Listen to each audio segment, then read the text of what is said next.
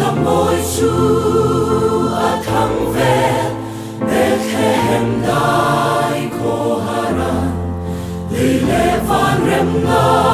tu Chúa zainan sa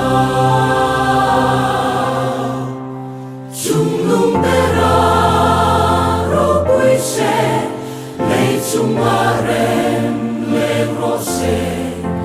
dia zain qua velan lo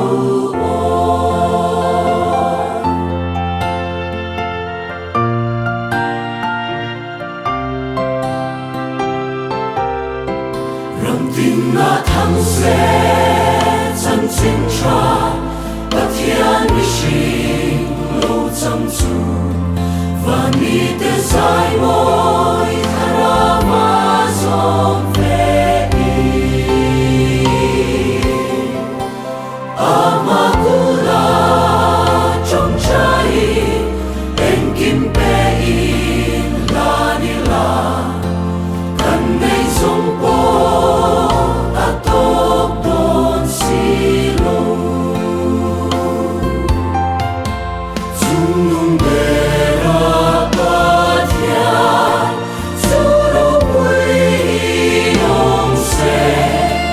lei chung arem tu len no se chung nung